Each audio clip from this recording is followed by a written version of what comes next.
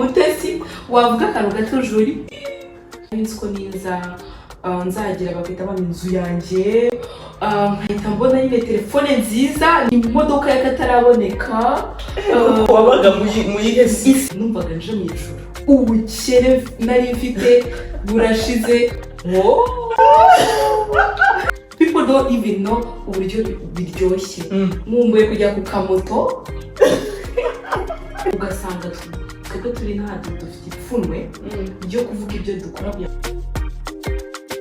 Hey guys, welcome back to my YouTube channel. It's your girl Chris Hoza, and today, I am not alone. Yeah. I am with my girl Jolie. We are excited to give you guys exclusive content. Yes. I am excited because it's the first time seeing my fiance. So I have a YouTube channel. No, I think not. I was like sitting up and talking. No, I don't think so. Only your boyfriend. Only your boyfriend. Yeah. Your fiance. Girl. I'm still learning. Girl. The disrespect.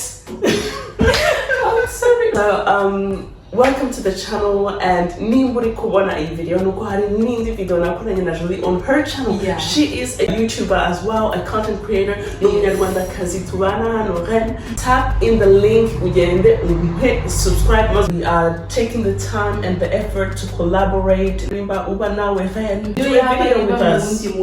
Yeah, we are open. Yes. You know, we can meet, we can plan. On your YouTube channel. Thank you so much. For the collaboration. Like I see you as a very big deal. Thank you. That's sweet. I'm still growing. Now you could YouTube and she's a whole video when I'm with her. It's really fun. Questions. Yeah.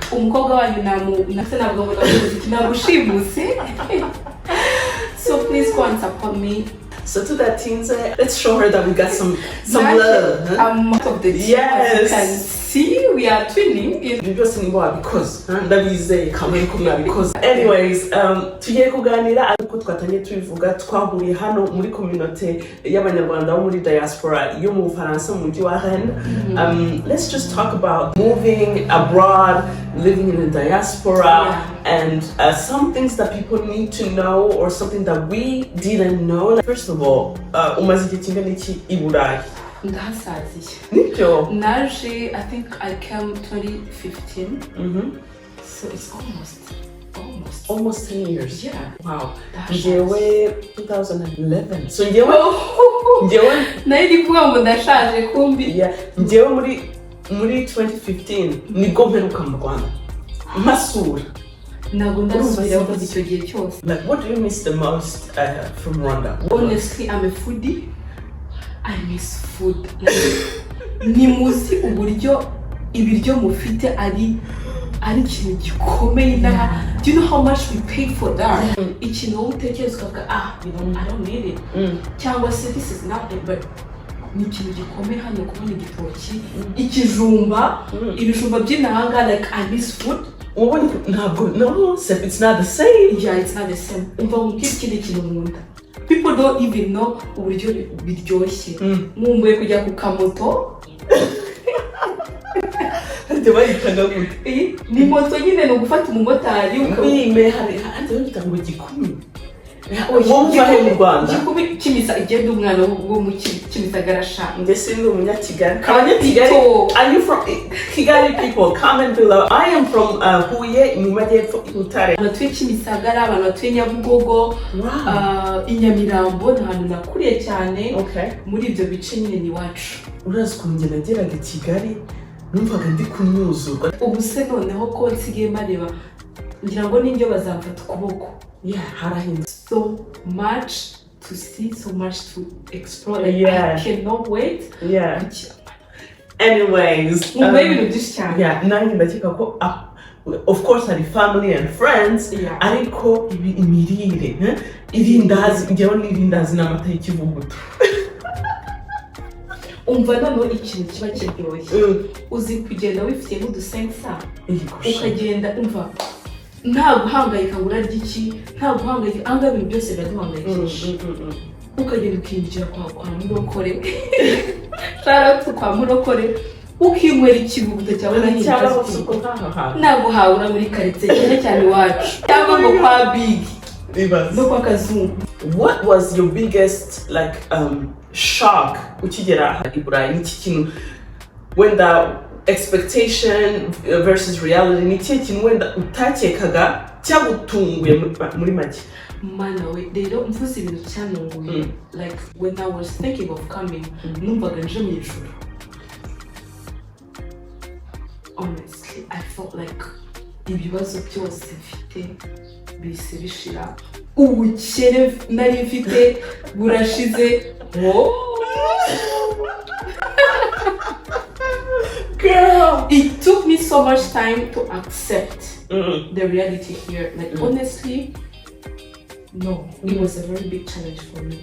Yeah. Uburyo natekerezaga i Burayi n'uburyo nahabonye icyo gihe, I was like no.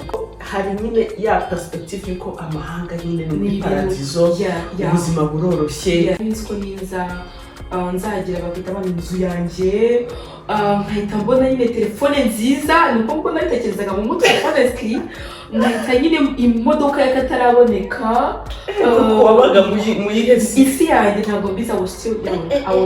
I was 18 when I came, you know. Girl, ni bandi bari bakwishe mu mutwe bigeza. No, nari nzi yuko nyine ngo nzahita nza nyine nkiga nyine mu ishuri ryiza ku buntu, you understand?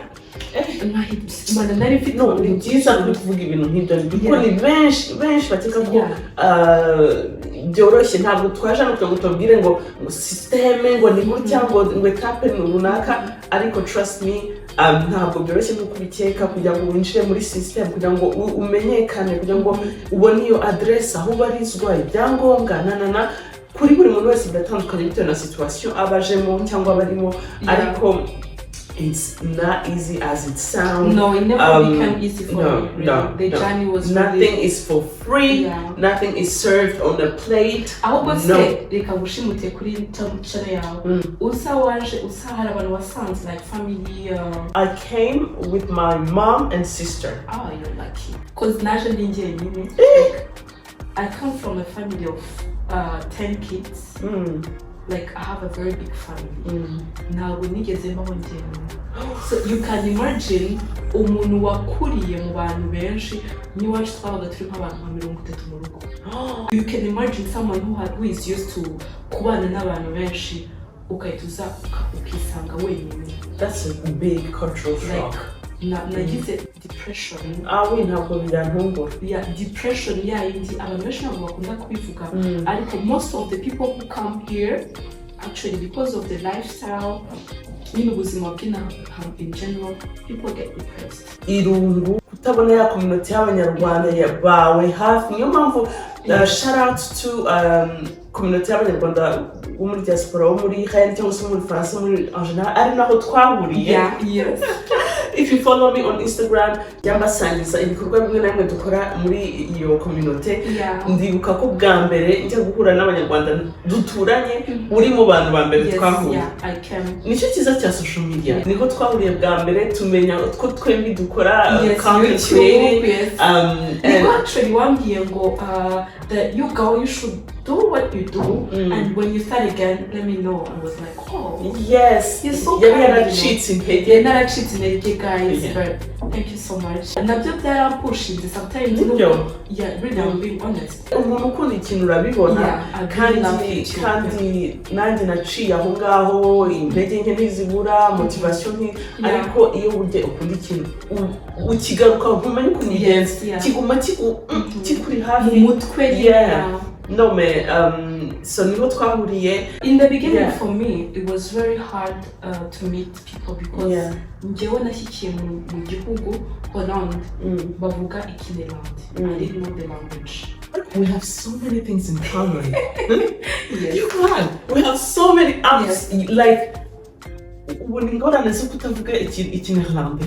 Uskoje ubundi nsubiye mu Bubiligi bikakunanira. No, iyo utakivuga kibagirwa. I've loved my holidays in Belgium. Ariko hari babonaga ko nitega ijambo hari amagambo ntabona mu giframa nkahita so twabaye mu bihugu twembi bivuga ururimi rwitwa igiframa and ubu turi mu Faransa igihugu kitavuga ubwo rurimi rero ubwo bumenyi hari igihe ushobora kubura gutyo igihe kiriruka iyo udafite abantu muganira nawe se ufite izo ngorane narakibagiwe aya mahanga arahandamwo ubu I'm concentrating n'icyongereza cyane I'm concentrating on French nyine mu bintu nabyo biri twavugaga challenges zo kuzinanga n'indimi zirimo zirimo like it's really hard so ntimukeke ko abazungu ukuntu twebwe tubakira tuborohereza tuvuga indimi zabo already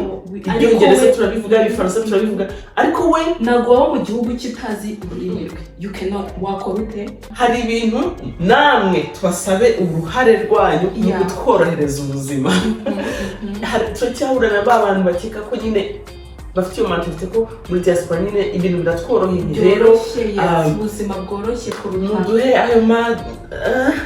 ayo madevize muduhe ayo mafaranga mudufashe muri ibi wowe umeze neza wowe but they don't know what we're going through here hari ibintu byinshi tudashaka kuri social media twavuze negativity zinahangaha hari n'ibyiza biri inaha for example kwivuza kandi by'ubuzima ibintu byose udafite ubuzima you have nothing kumbaza ngo ikintu cyanshokinze nuko ubwa mbere nize nahise ndwara allergies uri kumva kubera klima nyine ya hano I didn't have anything nta byangombwa nari mfite icyo gihe nta insurance yo kwivuza ariko barambwiye ati ujye kuri emergency biri kumva ngenda kuri emergency baramvura with nothing like nahantu wabikora in Africa ndagenda baramvura bampa imiti ndataha hashize iminsi mbona fagitire umutima urasimbuka but the good thing is negere abasosiyali abantu babizi like ni abantu baba bashinzwe gufasha abantu muri rusange mu buzima and bafata fagitire bayohereza leta babereka yuko nta bushobozi icyo gihe nari mfite they paid for it which you cannot find you cannot find it there so nabyo ni byiza tujye tureba ni byiza dufite ni byiza ibintu nk'ibyo ndakeka ko ari ibintu byo kwigira izo institution twebwe nitwe tuzazijyana n'iwacu twikunde cyangwa se dukunde naho turi ariko ntitukajye twibuka twibagirwa nako twibagirwa dore yibagiwe umunyarwanda wanje ni muce cyiza nko guteza imbere igihugu cyacu tukabikora no muri ubu bumenyi tugenda twiga ubumenyi tugenda tubushira it's really good navuga nanone ikibazo nshaka kubaza ni ibiki bya wasanze n'ahangaha navuga ngo byagufashije mu buzima bwa buri munsi utatekerezaga ko wahura nabyo urazi iki ni ikibazo cyiza urazi ikintu nkundira aya mahanga cyamfashije personally kuba independent kwishakishiriza ubuzima ubutesi thank you kuko naje ndi umutesi wavuga akantu gato Jolie ariko nawe kuko muri Afurika mu Rwanda umwana ashobora kuba kwa nyina paka ashyingiwe cyangwa agiye gushaka umugabo cyangwa umugore kandi koko n'ababyeyi baba bashaka kubahora hafi dufite support ihagije na hano ababyeyi of course turakunza turabana ariko ugera ku myaka 16 you have to create your own life ugatangira gukora utujob ugatangira gukorera amafaranga yawe ya mbere muri vacances ukajya ku mazi ukajya najyaga ku mazi nkajya gukora ibiraka vacances nayimara ndi gukora udufaranga twanjye ejo nzarya nkakora shopping nubwo nagupfusha ubusa ariko making my own money young, which comes to another question. Ndagutwaye ntwaye ndumva ntabwo narabaza I ask questions. None se kwako abantu bahari iwacu babazi yuko like nanjye nzi nanga barabibazaga cyane mukora iki ugasanga twebwe turi dufite ipfunwe ryo kuvuga ibyo dukora kugira ngo tudasekwa kwako we all know ko turi abantu birata cyangwa se criticizing abandi ugasanga utiye kuvuga icyo ukora cyangwa ubuzima ubayeho like nakahe kazi navuga ngo abantu bashobora gutekereza ko kagayitse cyangwa se waba warakoze ariko wicara ukavuga ati aka kazi niko katumye ngera ahangaha neza. Icyo ni ikibazo cyiza cyane. Uribuka igihe njyewe ntabwo umunyamakuru uribuka igihe hari umudamu ugeze kurwaza umwana, ndamwibuka wo mu Bubiligi, uba ari mu Bubiligi, agasaba amafaranga yari yarakrititse ngo abantu ngo boze imirambo. Ni ku isi TV yabikoze, yababaje. Ni kuri Yago, I don't know, minyarisi, I don't remember, sorry, ntabwo dufite exact info, ariko hari icyo kintu cyo gukritika utuzi dukora hano hanze. Bigiye kongera mbabwire ikindi kintu kibabaje cy'aya mahanga. Muravuga ngo nize ngo management, ngo nize akazi ko mu biro mu Rwanda, ngo ariko ngiye kujya hanze mumenye ko izo diplome mukora mu Rwanda abanyamahanga ni babi, ntabwo baziha ku gaciro. Ntabwo uzagera hano gukora ibyo wigiye mu Rwanda. Birababaje. Niba ushaka gukora ibyo wigiye mu Rwanda, njye ntabwo atiguma mu Rwanda.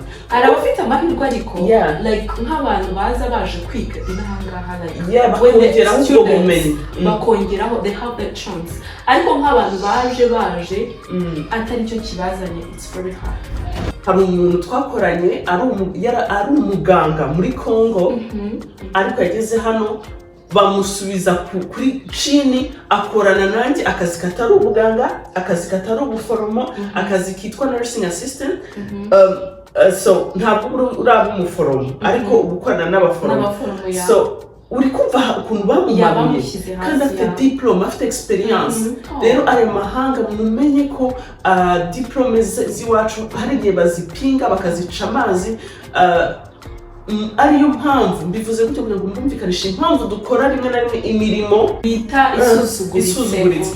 Ariko trust me, they pay the bills. Turiya ntara ya gatanu ifasha imiryango dufite muri Afurika, inshuti n'umukuru w'igihugu ajya bivuga iyo yaje muri Rwanda Day ati mudufatiye runini. It is what it is.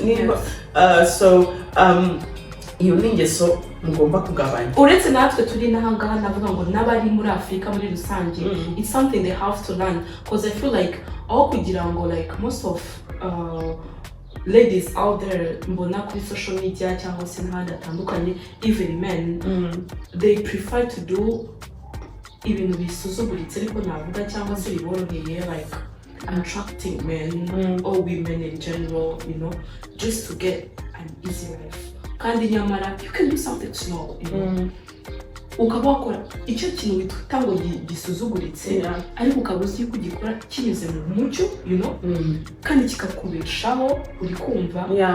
Noneho wa wundi utekereza yuko uri gukora ibintu bisuzuguritse, uri kumva, is the same person uzaguseka n'ujya gukora kakazi wumva ko kadasuzuguritse ariko nanone kataguhaye indangagaciro.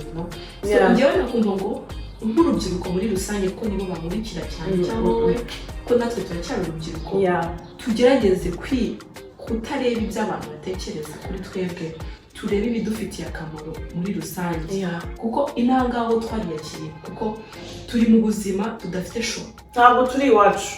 Yes, we have no choice. Ariko bo impamvu babikora nuko I think they have choice. Ariko with the mind of I have choice, tukibagirwa ko the choice we are taking now ishobora kuba choice nziza now, ariko mu gihe kizaza ikatubera niyo natangwa uri kumva. So nidutekerereze hafi cyane, tugerageze gutekerereza kure kugira ngo tutazagira effects mbi mu buzima bwacu ndetse n'abazatukomokaho.